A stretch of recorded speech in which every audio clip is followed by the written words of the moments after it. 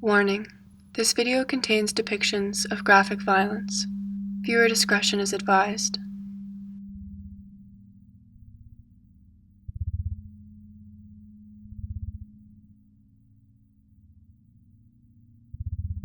Samuel Little died on December 30th, 2020, at the age of 80 years old in California. There wasn't a specific cause of death attributed to Samuel, but he was very old, suffering from diabetes and heart problems. What's significant about Samuel Little, however, was not how long he lived, but how many lives he took away over the course of his own. Samuel Little is believed to have murdered 93 plus women over the span of several decades. The FBI has linked him to over 60 murders and has confirmed his involvement in at least 50. This means Samuel killed more people than Ted Bundy and Jeffrey Dahmer combined. It also means that Samuel Little is the worst serial killer in U.S. history. Not much is known about Samuel Little's early life. He was born in Reynolds, Georgia on June 7, 1940. He claimed that his mother was a prostitute, and authorities believe she may have given birth to him while she was in jail. At an early age, his family moved to Lorain, Ohio, where his grandmother began raising him. Samuel attended Hawthorne Junior High School, where he had disciplinary problems and trouble with authority. In February of 1954, Samuel was committed to the Boys Industrial School near Columbus, Ohio, for stealing a bike. This reformatory school couldn't reform Samuel, however, because he left a year and a half later with 47 disciplinary infractions. In 1956, at the age of 16, he committed his first real crime of many. In Omaha, Nebraska, Samuel was charged for breaking and entering and burglary. After his conviction, he was held in an institution for juvenile offenders. In 1961, Samuel Little broke into a Lorain furniture store and was sentenced to 3 years in prison. 1966 is the year Samuel Little shows violence against a woman for the first time. At least, on the record, because there's a high possibility Samuel was assaulting women way before this. He was arrested in Cleveland, Ohio, for assault and battery after he beat a woman. In Samuel's late 20s, he moved to Florida to live with his mother. He began working numerous jobs, including at a cemetery and, by his own account, as an ambulance attendant. This is also where Samuel Little would kill his first victim, 33-year-old Mary Brosley. Samuel picked up Mary from a bar in North Miami Beach on New Year's Eve in 1970. What Mary saw was a charming man with crystal blue eyes. What Samuel saw was a chance to prey on an innocent woman. He and Mary shared a drink at the bar, and Mary confided in him that she had left her family in Massachusetts after they had confronted her about her drinking problem. Mary had been reported missing from there in June of that year. Samuel's ears probably perked up at this. It was a lone woman who had only been in Florida half the year. She had no family in town, and likely very few friends. If Mary were to go missing here, he knew the police would likely reach many dead ends. It was New Year's Eve, and even the witnesses at the bar, seeing Sam leave with Mary, would likely be too drunk to even remember. This was Samuel's perfect opportunity to kill, and he jumped at it. After the new year had finally come, Samuel and Mary left the bar. They drove towards the Everglades on US 27 and stopped in a secluded area. Detectives that covered Mary's case said that Mary climbed into Samuel's lap and began to play with the chain he wore around his neck. That's when he suddenly strangled Mary to death and buried her body in a shallow grave. Mary's body was found 23 days later, and to Samuel's advantage, they were unable to identify her remains. Mary's cause of death was listed as unclassified, but her autopsy report was filed again in 1982 and deemed as a homicide.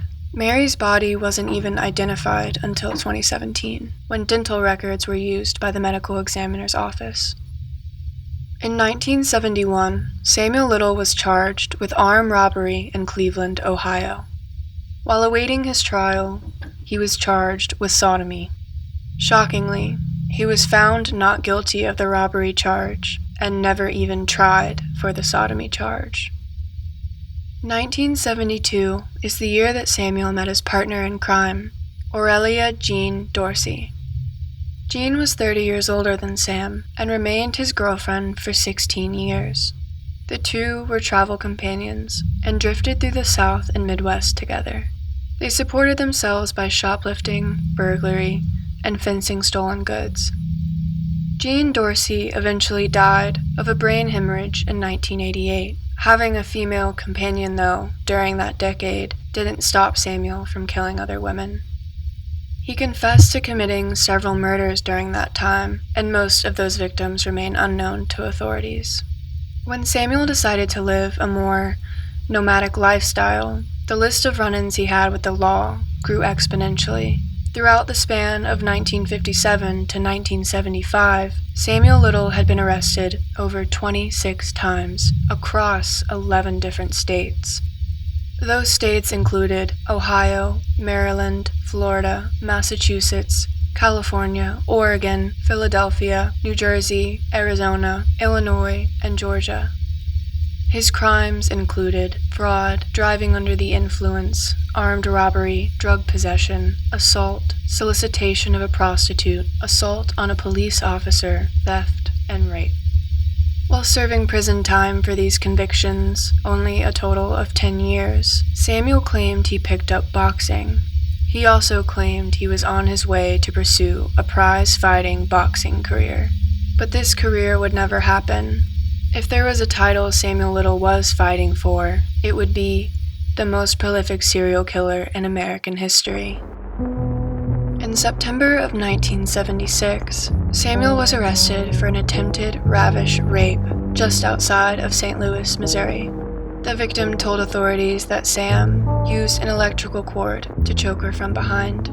He forced the victim into his car, beat her unconscious, and drove to a secluded location where he then raped her. This is a trend that continued in Samuel's killings. He would rape, beat, and strangle his victims to death. This victim was only lucky enough to escape with her life. The victim's story could have sent Sam to prison for a long time, stopping the deaths of many more women. However, this act of violence in the eyes of the justice system at the time only called for a measly 3 months in county jail. So how was Samuel Little able to continue his murdering spree for so long? After all, he had been arrested 26 times. There's no way that the police didn't have him on their radar.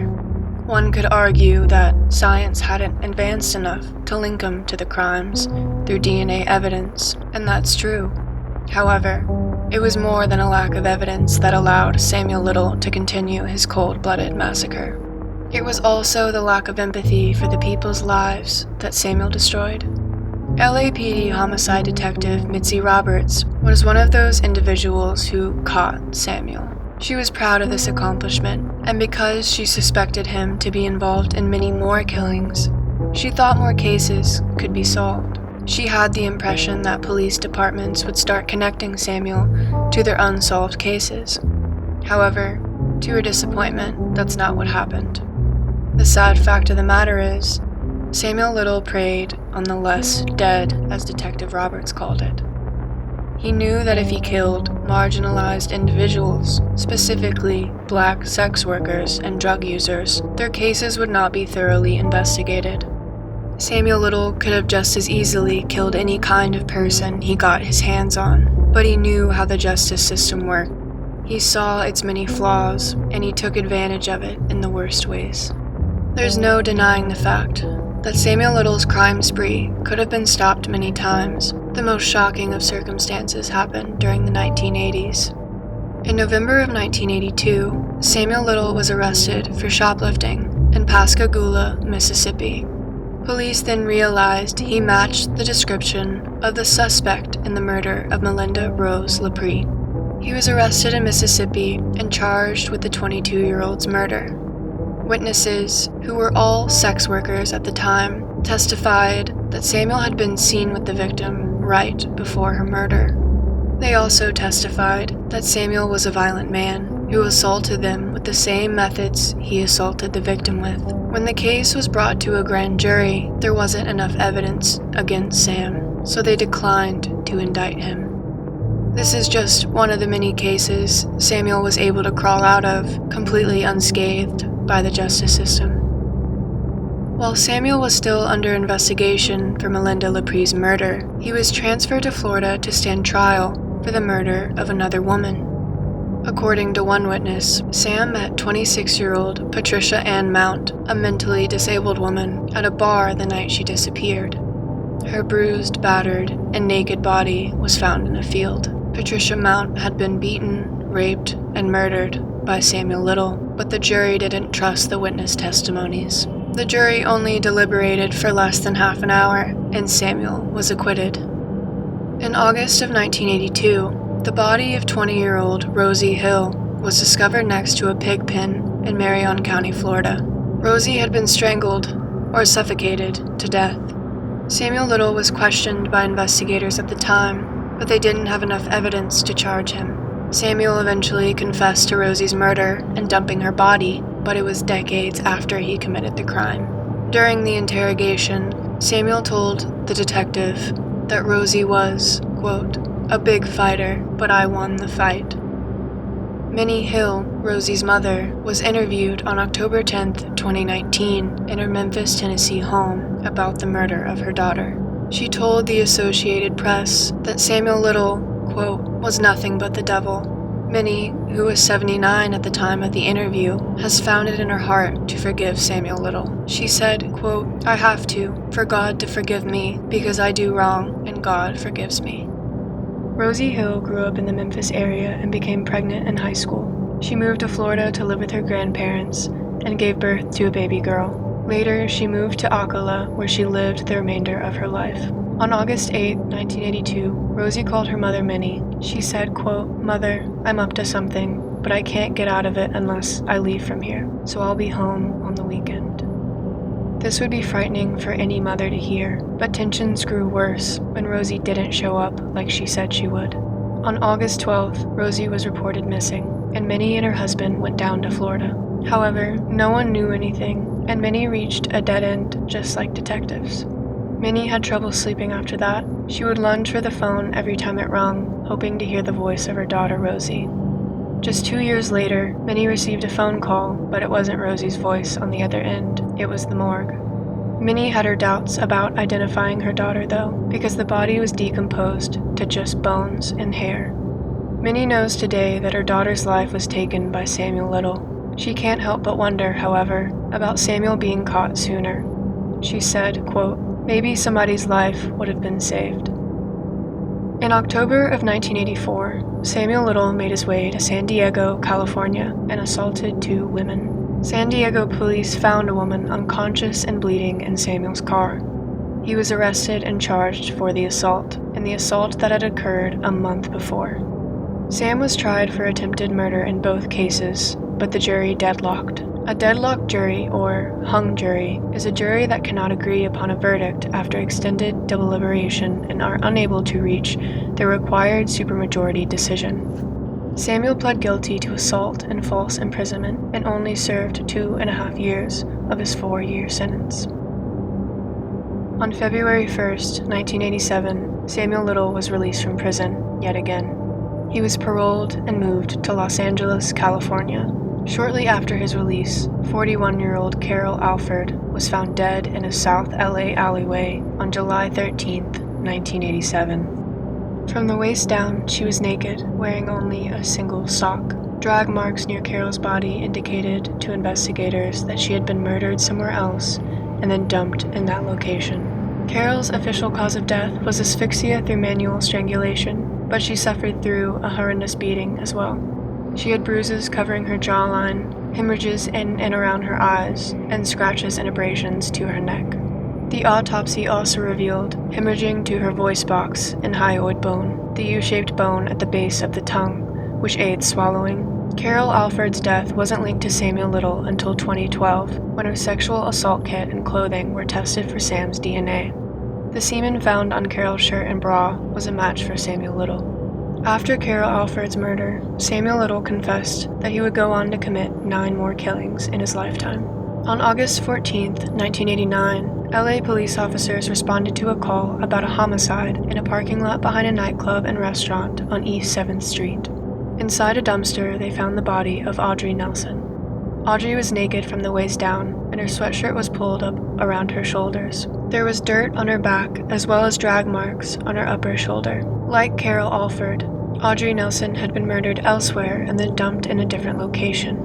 The medical examiner, Dr. Carpenter, concluded that Audrey's cause of death was strangulation by the killer's bare hands. Audrey had significant bruising to her neck, fractures to her thyroid cartilage and hyoid bone, and severe hemorrhaging to the throat muscles. Before her death, she suffered blunt force trauma consistent with being punched repeatedly in the head. In addition to these injuries, the hard bone of Audrey's spine had been crushed during a blow to her upper central abdomen. When Dr. Carpenter testified at Samuel Little's trial, he claimed, quote, "These signs of force are the greatest that I have seen in a 27-year practice in a county that has its share of strangulation cases."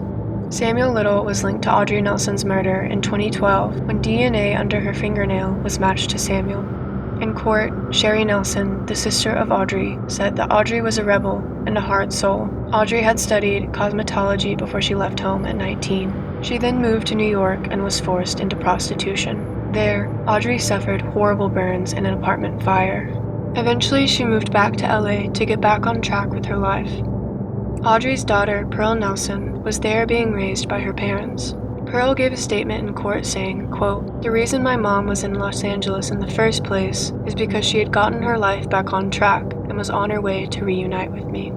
Samuel Little consistently used drugs to lure in his victims. Audrey Nelson and Carol Alford both had cocaine in their systems at the time of their death.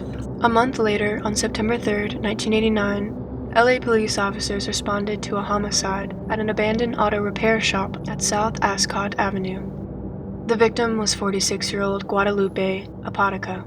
She was naked from the waist down and was covered in bruises on her neck. The medical examiner determined that Guadalupe died of manual strangulation, and her injuries were consistent with significant pressure being applied to her neck. Guadalupe had suffered bruising on her tongue from biting down on it during a seizure during her strangulation. The examiner, Christopher Rogers, also reviewed the autopsy reports of Audrey Nelson and Carol Alford and noted many similarities. He recalled, "In each case, the deceased person was a woman of a particular age, between 35 and 46. They had all been strangled manually. They all had blunt trauma in addition to the strangulation. Each of them were nude from the waist down when they were originally found. The deceased were all found in South Central Los Angeles, and they all had cocaine in their blood. 2 of them had alcohol." The last murder that Samuel Little would ever commit was in 2005. Samuel met Nancy Carol Stevens and, according to investigators, struck up a relationship with him and felt comfortable getting into the RV with him. Samuel Little provided details that only the killer would know. He told detectives that he was traveling in his RV with Nancy when he decided to kill her in a Walmart parking lot in Tupelo, Mississippi. He dumped her body on the side of the road. Nancy's body was found in Lee County, and the autopsy revealed she had been strangled to death. After the end of Samuel Little's mass killing career, he continued committing petty crimes, such as DUI, burglary, larceny, theft, and shoplifting. Between the months of May and August of 2007, Samuel was arrested for possession of cocaine in Los Angeles. He pled guilty and was sentenced to a drug diversion program, but failed to attend or appear in court.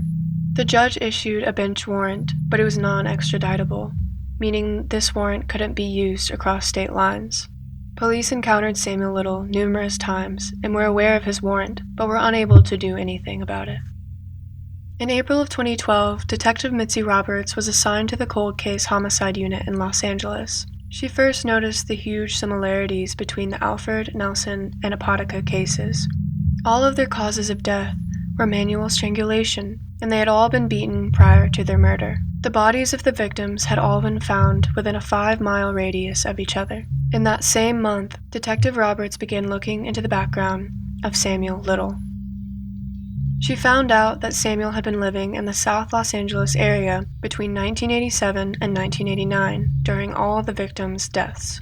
Mitzi also discovered that Samuel was currently in custody in Kentucky, so she sent detectives there to interview and obtain an oral swabs from him. She then compared the DNA from Samuel and the DNA found on the victims' bodies. It was a match. During the initial interviewing process, Samuel bragged about being a middleweight prize boxer to the detectives. He also confirmed that he had been living in the San Diego and South Central Los Angeles areas during the years of 1987 to 1990.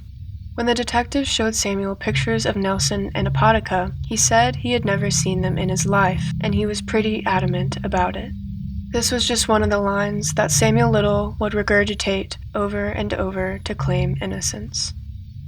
In September 2014, Samuel Little went to trial for the murders of Carol Alford, Audrey Nelson, and Guadalupe Apodaca. At this time, Samuel was 74 years old.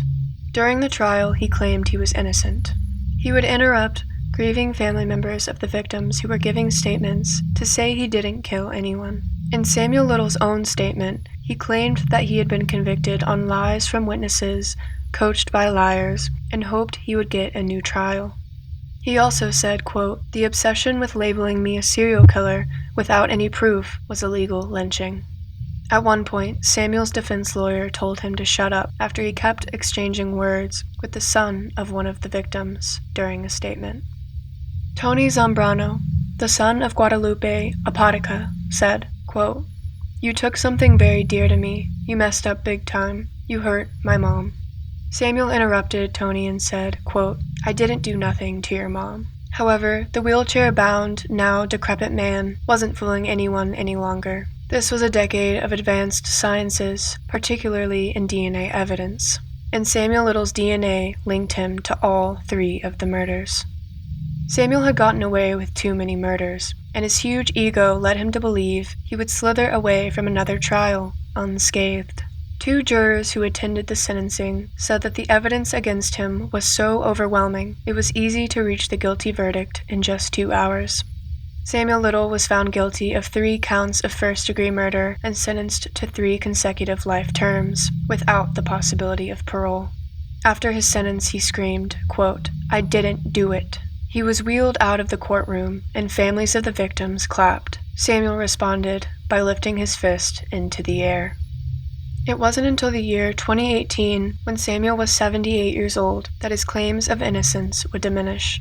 Texas Ranger James Holland began interviewing Samuel, along with the help of FBI analysts Chrissy Palazzolo and Angela Williams. Samuel Little was being held at a California prison when James decided to visit him in the hopes of solving the 1994 murder of Denise Brothers. James gained the trust of Samuel, leading him to confess to Denise's murder and many more in exchange for being transferred out of LA County Prison. Denise's body was found in Odessa, Texas, a month after she was reported missing on February 2, 1994, in the parking lot of a Coca-Cola bottling facility. It was also less than a mile from where she had last been seen. An employee stumbled upon her body and initially thought she was a mannequin doll. Denise was partially nude and decomposing. An autopsy revealed that she had been strangled to death. Denise's son, who was only 14 years old, was brought to her body and forced to identify her as his mother. In an interview with The Cut, Samuel Little recalled the day he murdered Denise Brothers in grave detail. Samuel picked up Denise, a sex worker at the time, in his white Cadillac. He told her he was an artist and that he could, quote, "draw her so pretty, like Van Gogh." He also told Denise that she was beautiful and that he loved her. Samuel Little apparently told all his victims that he loved them. He pulled into an alley with Denise, and as she prepared to give Samuel a blowjob, he grabbed her by the throat and tossed her over the back seat like a doll. He then strangled her to death with one hand and masturbated with the other. As disturbing as that sounds, imagine that story again and again until you get to 93, the number of victims he killed. Killing was synonymous with sex for Samuel Little, so he made the process as, quote, "long and slow as possible." He would play a sick game with them, letting them black out and come to numerous times before letting them take their final breath. Samuel said, quote, "I'd wanted their helplessness. All I ever wanted was for them to cry in my arms." Samuel pled guilty and received another life sentence on top of the 3 he already had on December 13, 2018. Over the years, detectives failed to get Samuel Little to admit he was involved in any cold cases, much less the cases he was spending 3 life sentences for. James Holland, however, was able to retrieve Samuel's darkest, well-kept secrets over the course of 16 months and 650 hours of interviews. Samuel confessed to the strangulation of 93 women across the country over the span of 4 decades, making him one of the most prolific serial killers in American history. James did whatever he could to get this critical information out of Samuel, which included the interviews behaving more like casual conversations and storytellings. Their conversations were held over grits, Dr. Pepper, and Brahms milkshakes, whatever Samuel desired, and whatever James could provide to get the killers to confess.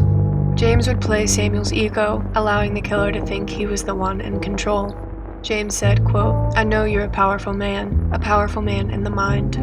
Samuel replied, quote, "If you think so," while laughing. Because most of Samuel Little's murders occurred before modern forensic science, detectives had to work with any clues they could find, no matter how small. That included a Western Union MoneyGram from 1982, a witness who spotted a yellow Eldorado, and a sex worker's last meal of carrots. James Holland and other detectives also had to work at a rapid pace, because the longer it took solving these cases, the more and more Samuel Little's health and memory deteriorated.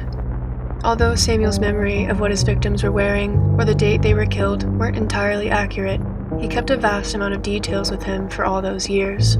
The FBI stated, quote, "He remembers where he was and what car he was driving. He draws pictures of many of the women he killed." Samuel Little drew around 50 portraits of women he had murdered. Authorities stated, quote, "We are hoping that someone, family member, former neighbor, friend, might recognize the victim and provide the crucial clue in helping authorities make an identification." In 2018, the death of 34-year-old Martha Cunningham was confirmed to be one of Samuel Little's victims. Martha was found on January 18, 1975, in Knoxville, Tennessee, in a wooded area off Oglesby Lane. Authorities attributed her death to natural causes, despite Martha being nude from the waist down and covered in bruises. There's no way in hell that the police thought Martha's death was from natural causes, and the reality is, she was a black woman in the 1970s, and the police didn't want to use their resources on her case. Martha's death remained a mystery for decades until James Holland got Samuel Little to confess. Because of the efforts of James Holland and other investigators, they were able to close 50 cold cases in a year, cases that had remained cold for decades until 2018 to 2019. What was massive help to officially closing these cold cases was Samuel Little's incredible photographic memory. James Holland said the first thing he picked on through the interviews was how wicked smart he was. James called Samuel a genius due to his amazing photographic memory and attention to details. Ranger James also claims that nothing Samuel Little has ever said has been proven wrong or false. After James discovered that Samuel Little liked to draw and sketch, he gifted Samuel art supplies. Those 50-plus sketches of his victims now cover the walls of Holland's office. Samuel left eerie notes on some of the portraits of his victims, such as, "Sam killed me, but I loved him," "Tall girl by the highway," and "Girl in a strip joint." So how was Samuel Little able to recall the tiniest details about his victims? A&E Real Crime got an interview with the specialist. Levin, an author of 31 books explaining serial killers and their memories of victims, explained why they're able to remember so much. He said, quote, "To a serial killer, his crimes are often his greatest accomplishments in life. If you understand that, you understand why he might remember the details of his crime." According to Levin, serial killers remember these details because they want to relive their crimes over and over and over again. When asked what serial killers think of their victims, Levin replied that they, quote, "tend to regard their victims as subhuman, as existing at the level of inferior animals rather than human beings. In a sense, they go big game hunting for the thrill." Levin claims that the only reason Samuel Little even helped close the cold cases was not to bring closure to their families, but because, quote, he probably figured, if I can't do it, at least I can draw it. In an interview with The Cut, Samuel said, quote, I live in my mind now, with my babies, in my drawings. The only things I was ever good at was drawing and fighting. When the interviewer asked how it felt to kill them, Samuel exclaimed, quote, it felt like heaven. Felt like being in bed with Marilyn Monroe. Samuel also detailed why he got away with so many murders. He said, quote, I never killed no senators or governors or fancy New York journalists. Nothing like that. I killed you, it'd be all over the news the next day. I stayed in the ghettos. And the sad reality is that Sam was right. The victims he chose is the reason he was able to keep on for so long. What's even worse is now that Samuel Little has died, he can no longer make drawings, give interviews, and give any new information to authorities. Detectives needed that information to continue down the path of closing the cold cases they thought Samuel had something to do with. Some families of the victims may never know who killed them, or if they're even dead at all. Some victims may never even be identified or their bodies found. So that's the story of Samuel Little, the most prolific serial killer in American history. If you want to dive deeper into Samuel Little's story, deeper than I covered in this YouTube video, you can always click one of the sources that I've linked below. If you would like to support me in any way, you can like this video and subscribe to my YouTube channel. Thank you so much for watching.